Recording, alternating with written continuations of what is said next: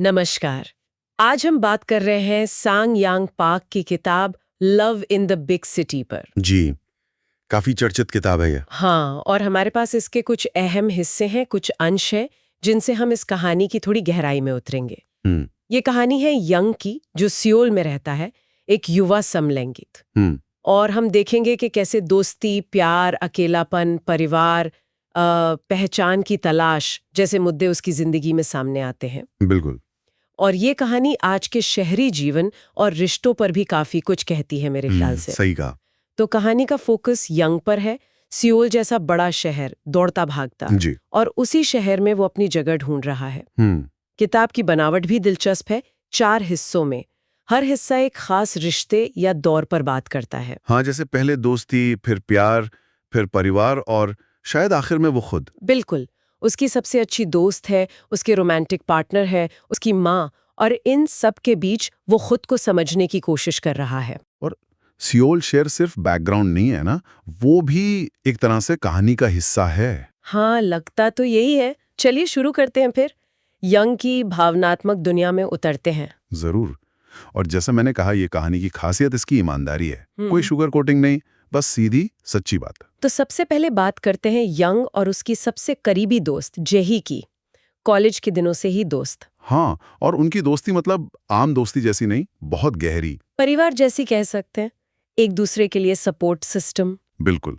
खासकर एक ऐसे समाज में जहां दोनों ही शायद थोड़ा अलग थलग महसूस करते हैं। जेही अपनी शर्तों पर जीती है, उसे लोग जज करते हैं। और यंग को अपनी लैंगिकता के कारण होमोफोबिया झेलना पड़ता है। जी, तो ये जो साझा अनुभव है ना, ये उन्हें और करीब लाता है। उनकी दोस्ती में एक, क्या कहते हैं, प्लेटोनिक इंटीमेसी है। प्लेटोनिक इंटीमेसी मतलब एक गहरा भावनात्मक रिश्ता जहां रोमांटिक या सेक्सुअल एंगल नहीं है, पर वो नॉर्मल दोस्ती से कहीं ज्यादा है। एक दूसरे के लिए सेफ स्पेस, जहां बाहरी दुनिया का डर नहीं। ये वाकई दिलचस्प है। उनका रिश्ता समाज के तय मानकों में फिट नहीं होता। सही कहा। लेकिन फिर कहानी में मोड़ आता है। जेही शादी का फैसला करती है। हाँ, और ये यंग के लिए एक बड़ा शौक होता है। उसे लगता होगा जैसे उसकी दुनिया का एक हिस्सा, एक पिलर उससे दूर जा रहा है। बिल्कुल। जेही की शादी सिर्फ एक इवेंट नहीं है, ये यंग के लिए बहुत पर्सनल है। उसे अचानक अपना अकेलापन महसूस होता है। वो निर्भरता जो शायद पहले पता नहीं चली। हाँ, शायद उसका जो चुनावा परिवार था वो बदल रहा है।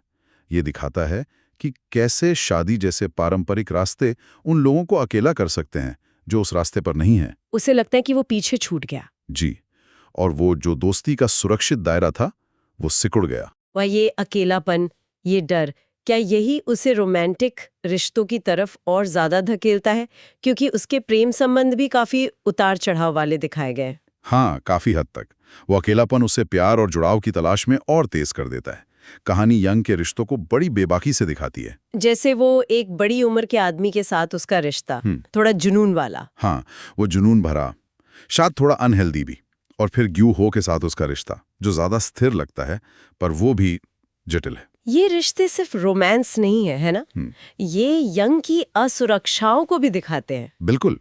उसकी एक्सेप्टेंस की चाह और कभी-कभी प्यार में खुद को खो देने की उसकी आदत, ये सब नजर आता है। ग्यूहो वाला रिश्ता ज्यादा अहम लगता है, नहीं? उसमें थोड़ी स्थिरता है, पर दिक्कतें भी हैं। हाँ, वो ज्यादा टिकाऊ लगता है, पर आसान नहीं है। यहाँ कहानी समलैंगिक प्रेम की असलियत को छूती है। जैसे दिल टूटना, सेक्सुअल हेल्थ के मुद्दे, HIV का जिक्र भी आता है, और सामाजिक दबाव भी। क्या ग्यू खुद भी अपनी पहचान को लेकर सहज नहीं है, या समाज का डर है? हो सकता है। कहानी इसे इशारों में कहती है। ये यंग की प्यार पाने की इच्छा और बाहरी दुनिया की सच्चाइयों के बीच का तनाव दिखाती है। वो सिर्फ पार्टनर नहीं ढूंढ रहा, वो शायद अपनापन ढूंढ रहा है, बिना शर्त वाला। तो क्या हम कह सकते हैं कि उसके रिश्ते उसकी पहचान की तलाश का ही एक हिस्सा है? हाँ, काफी हद तक। रिश्ते आईने की तरह हैं। वो उनमें अपनी इच्छाएं, कमजोरियां, दुनिया में अपनी जगह देखता है। लेकिन सिर्फ बाहरी रिश्तों से बात नहीं बनती अगर अंदरूनी स्वीकृति ना हो। सही कहा।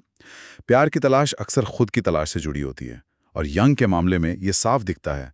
उसकी असुरक्षाएं रिश्तों पर असर डालती हैं, और रिश्तों का टूटना उसे और असुरक्षित करता है। और ये जो स्वीकृति की तलाश है, ये हमें उसके परिवार तक ले आती है। माँ के साथ उसका रिश्ता, ये बहुत ही मुश्किल हिस्सा है कहानी का। बिल्कुल। यंग की माँ बहुत धार्मिक हैं, कैंसर से जूझ रही हैं। और माँ के साथ यंग का रिश्ता बहुत कॉम्प्लेक्स है। एक तरफ माँ है जिसके लिए फर्ज है, लगाव है, और दूसरी तरफ वो इतिहास है। माँ ने पहले यंग की सेक्सुअलिटी को ठीक करने के लिए उसे एक मेंटल इंस्टीट्यूशन में डलवाया था। ओ, ये तो बहुत भारी है। जी, ये एक जख्म है जो शायद कभी भरा ही नहीं। माँ का प्यार है, पर साथ में वो अस्वीकृति का बोझ भी है। और अब जब माँ बीमार है, मौत के करीब है, तब तो ये और भी उलझ जाता होगा। हाँ, यंग एक अजीब सी कश्मकश में है। माँ की देखभाल करनी है, पर उस दर्दनाक अतीत का सामना भी करना है। क्या वो माँ को माफ कर सकता है? क्या माँ ने कभी उसे सच में अपनाया? या उनका प्यार हमेशा शर्तों वाला ही रहा? माँ की बीमारी उन्हें फिजिकली पास लाती है, पर क्या वो इमोशनल दूरी मिट पाती है? कहानी इन सवालों को उठाती है। ये दिखाता है कि परिवार के रिश्ते कितने पेचीदा हो सकते हैं, खासकर जब उनमें एक्सेप्टेंस ना हो। जी, तो ऐसा लगता है यंग लगातार एक खींचतान में जी रहा है। जुड़ाव चाहता है, पर अलगाव का डर भी है। दोस्ती में, प्यार में, परिवार में, हर जगह। यही कहानी का एक सेंट्रल थीम है।